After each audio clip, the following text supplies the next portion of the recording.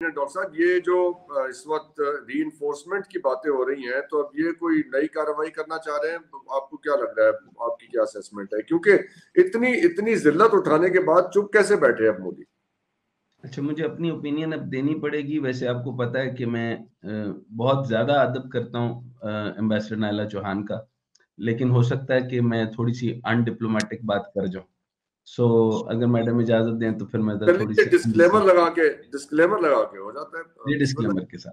और फिर ब्रिगेडियर साहब और मैं जो है ना वो तकरीबन एक जैसे ही हैं, हमारी मामलात तरह एक ही रहते हैं।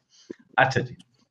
सर मैं सिर्फ ये कह रहा हूँ कि कल मैंने डिटेल कर दी थी और ये भी बताया था कि पूरी दुनिया के अंदर 18 ऐसे मुकामात हैं जिनको मैंने कल डिटेल में कहा कि जहाँ पे आबी जारहियत होने जा रही है। अच्छा, फ्रॉम द डे फर्स्ट आपके सारे जो है वो मैं एंकर्स के नाम ले लेके बताना नहीं चाह रहा था कि किन किन के ऊपर ठप्पे लगे हुए हैं। ऑफ कोर्स जो यहाँ बैठे हैं उन पे नहीं लगे हुए, ब्रिगेडियर साहब को भी कोई नहीं ले रहा और एम्बेसडर साहिबा का इतना मुकाम हाई है कि इनके सामने किसी की जुर्रत नहीं है कि अपनी लाइन टो करवा ले। चुनाचे हम क्रेडिबिलिटी यहाँ पर मेंटेन करते हैं, यहाँ सिर्फ क्रेडिबल लोग हैं, यहाँ कोई बिका हुआ आदमी नहीं बैठता, और वरना जो आता है वो वैसे पैसे मांग लेता है। अच्छा, खैर, अब पॉइंट ये है, मैं अर्ज कर रहा हूं कि आबी जारहियत अलग, जब मैंने ये बात की थी कि ये लार्जेस्ट कैनवस के ऊपर देखें, ये पाकिस्तान भारत जंग नहीं है। अच्छा, एक और इंटरेस्टिंग बात आपने सुनी होगी, इसको मैंने रिलेट करना जरूर है, आप माने या ना माने। आसमा शिराजी कोई एंकर है मेरे ख्याल में, am I right? I don't know. उसने कहा कि ये सर छोड़े, उन्हें उन्हें छोड़े सर। नाम नहीं क्या नहीं, है? उनको क्यों छोड़े sir? Lieutenant general doctor Hasan Zafar साहब क्यों छोड़े? नहीं, वैसे ही हमारा एक सर हमारी पॉलिसी है कि हम नाम लेके किसी को टारगेट नहीं करते सर। नहीं, मेरी पॉलिसी है कि मैं नाम लेके टारगेट करता हूँ सर। मुझे डर नहीं लगता, मैं मुशर्रफ हूँ। नहीं, डरने की बात नहीं, but we just don't want it Asma हमारे। शराज नाम सुना करें ना सर, आपके मुल्क को जो बर्बाद कर रहे हैं। जब मैं कहता हूँ Nawaz Sharif is a national security threat, तो आप समझ जा करें ना। इस चीज का सारा क्रेडिट उसने कैसे लिया? आसमा शिराजी ने कहा कि रात को मियां नवाज शरीफ साहब खुद मैप पकड़ के तमाम मिलिट्री के लिए शहबाज शरीफ के साथ बैठकर ये स्ट्रेटजीज बनाते रहे। ये सारी स्ट्रेटजी जो जंग की जीत है, ये उन्होंने की है। उन्होंने दसो, आप खुश हैं? ये मीडिया को बताया गया है। तलत हुसैन किसका है? फलां हुसैन, फलां हुसैन, फलां हुसैन, मुशाहिद हुसैन, ये हुसैन, वो हुसैन, ये सारे हुसैन एक ही जगह से निकलते हैं। और आपको ये भी पता है कि पीटीवी में किस किस का हुसैन क्या क्या कर रहा है। ठीक, खैर मैं आगे डिटेल में नहीं जाना चाहता। अब दूसरी बात कर रहा हूं, इंपॉर्टेंट बात। मैंने कैनवस में बताया था कि अमेरिका क्या करने जा रहा है। अमेरिका का subject belt and road initiative है। अच्छा, फॉल ऑफ जो कॉर्ड्स है उसको आप मामूली समझते हैं। कल मैंने आपके साथ चंद बातें बहुत जो इंपॉर्टेंट भी अर्ज की थी, वो मैं एम्बेसडर साहिबा को थोड़ा सा सबक जो है ना वो अपना सुना देता हूँ। मैडम अगर गलत सुनाऊं तो आप मुझे दुरुस्त कर दीजिएगा। गोपाल बागले है हाई कमिश्नर ऑस्ट्रेलिया में, एम आई राइट? अच्छा, गोपाल बागले ने मैडम ये कहा कि दो तरह की एस्केलेशंस होती हैं, एस्केलेटरी स्पाइरल होती है, फिर नॉन एस्केलेटरी अनाउंसमेंट्स होती हैं। हमने नॉन एस्केलेटरी अनाउंसमेंट की कि हम आराम से फायर करेंगे और वहां के टेररिस्ट जिनको वो टेररिस्ट समझते हैं वो वहां पर अटैक कर देंगे। अच्छा, इसका मतलब ये हुआ कि हम भी ये कह सकते हैं कि नॉन एस्केलेटरी अनाउंसमेंट है, जिसको हम टेररिस्ट इंडिया में समझते हैं हम वहां अटैक कर देंगे।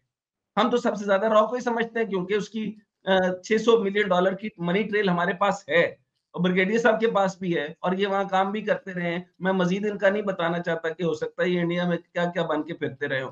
खैर, अब पॉइंट ये है कि उसने कहा कि उसने एंकर ने पूछा उससे गोपाल बागले से कि आपके पास सब्सटेंशिएटेड एविडेंसेस हैं? उसने कहा नहीं। अच्छा, उसने कहा नहीं, तीन किस्म के एविडेंस होते हैं। उसने कहा कि एक होता है कि जिसमें यानी सर्कमस्टेंशियल एविडेंस होता है। अच्छा, ये तो नॉनसेंस है। दूसरा उसने कहा कि इंटरसेप्ट होता है कि देयर इज इंटरसेप्ट, यानी कर सकते हैं हम इलेक्ट्रॉनिकली ऑब्टेन्ड इंफॉर्मेशन। अच्छा, नॉनसेंस बात है। तीसरी उसने कहा कि कोई अगर हमारा यानी टेररिस्ट कैप्चर हो जाए तो हम उसकी टेस्टिमनी ले लेते हैं उसकी बेस पर। क्या अगर तीनों है आपके पास? उसने कहा तीनों नहीं है। तो इसका मतलब है आपका पहलगाम जो था वो बिल्कुल फॉल्स फ्लैग था। उसने कहा नहीं, फॉल्स फ्लैग नहीं था उसका। उसने फिर फौरी तौर पे उसने कहा क्या आपको याद है कि मुंबई अटैक हुए थे और उसमें भी ऑस्ट्रेलियंस 2 थे, वो भी मारे गए।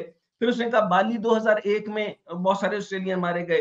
फिर बाली 2002 में उसने कहा आप हमारा दिल नरम करें, आप अटैक जहां हुए हैं वहां की बात करें। खैर, ये सारी बात करते हुए उसने कहा ऑस्ट्रेलिया इज ओनली इंटरेस्टेड, अब हम जंग में इंटरेस्टेड नहीं है, डी एस्केलेशन में इंटरेस्टेड है। यानी क्वाड्स के अंदर अमेरिका एक मेंबर है, एक ऑस्ट्रेलिया मेंबर है, एक जापान है और एक इंडिया है। अब इन्होंने कहा था कि हम जो है वो जो ईस्टर्न कॉरिडोर बनाएंगे। बहरहाल उसमें सबसे बड़ा जो उसने बागले ने इंपॉर्टेंट बात की कि हमारे पास है no first use of nuclear weapon, और पाकिस्तान डज नॉट। पाकिस्तान ने किसी किस्म की इस तरह की एडेरेंस नहीं दी हुई। पाकिस्तान ने कोई ऐसा प्रॉमिस नहीं किया हुआ कि हम फर्स्ट यूज नहीं करेंगे। हम कर सकते हैं, इंडिया नहीं कर सकता, ये बाइंडिंग है उसके ऊपर। मैं गलत तो नहीं कह रहा मैडम? सही कह रहे। अच्छा, यहां पर जो है इस पूरे एनालिसिस के बाद में हर ये खास तौर पे इनका हाई कमीशन को सुनने का मकसद ये था कि ये जहां जहां गलत इंफॉर्मेशन डेवलप कर सक रहे हैं, ये पूरा मोदी के जो इस वक्त रिजीम है वो ये काम कर रही है। मेरा राय ये है कि भारत ने 12 दिन की जंगबंदी सिर्फ इसलिए मानी है ताकि वो दोबारा असला, मालूमात और हमले के अहदाफ तरतीब दे, वो दोबारा हमला करेगा, ये मेरा कहना है। यहां मैं आपको सिर्फ एक और बात अर्ज करना चाहता हूं, वो ये कि इसमें अगर डिटेल देखें कि अमेरिकन मिलिट्री कार्गो जहाज और कुछ इस्राएली असला जो मैंने पहले आपको बताया था, वो इक्विपमेंट लेकर भारत पहुंचे ही हैं। चंद हल्कों की तरफ से ये क्या असर आई है, जिसको आप अभी फिलहाल मुबैना लिख लें, बट डेफिनेट सोर्स से आया। और मुझे जिस सोर्स से आया वो इलाही साहब ने ट्वीट किया है, डॉक्टर साहब, मैंने शुरू में बयान किया, जफर इलाही सोर्स में वो भी सोर्स मेरे से जा रहे हैं, मैं बता रहा हूं। अच्छा, अमेरिका की तरफ से सीज फायर डील करवाकर महज कुछ और वक्त हासिल किया जा रहा है ताकि पाकिस्तान की जंगी बर्तरी को काउंटर किया जा सके। ये भी कहा जा रहा है कि इसराइली पायलटों ने, यानी तमाम पायलट्स ने, भारतीय जंगी जहाजों का कंट्रोल संभाल लिया है। अच्छा, अब इस पे ब्रिगेडियर साहब ये भी मैं मुबैना लगा देता हूं, लेकिन उसके ऊपर आप राय दीजिएगा। मुझे ये पूरी मुकम्मल रिपोर्ट आई है चाइनीज सोर्सेज की तरफ से। ये भी कहा जा रहा है कि इसराइली और रूसी फजाइया और एयर डिफेंस के माहिरीन श्रीनगर और जम्मू, मशरकी पंजाब और राजस्थान में मौजूद है। कहा जा रहा है कि वो अमेरिका की सालसी में होने वाले जंग बंदी शायद भारत को दोबारा हथियारों की फराहमी, फौजी तंजीम, रीग्रुपिंग और नए हमलों की तैयारी का मौका देने के लिए है।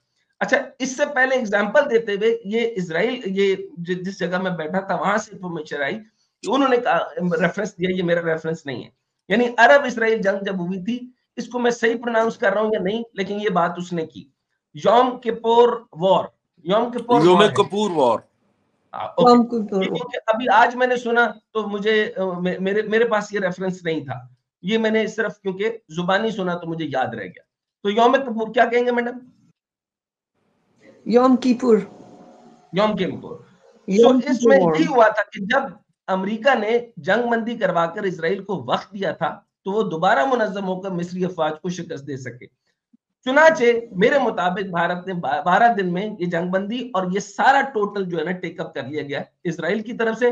अब लेकिन इसका तोड़ मुकम्मल तौर पे चाइना की तरफ से किया जा चुका है। They are completely ready. So India बिल्कुल किसी भूल में ना रहे कि हम जो है वो बिल्कुल नरम हो गए, हमने मान लिया। तो फिर ये जो मैंने तमीद बांधी थी मैडम शुरू में, और बालाकोट वाली बात की थी कि वहां पे भी सुनने में आया था कि एक इजरायली पायलट था, हमने उसको छोड़ दिया, उसका तस्करा ही नहीं किया।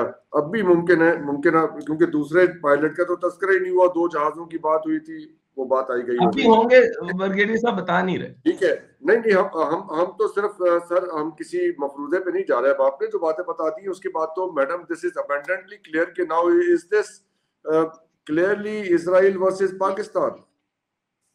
नहीं, अमेरिका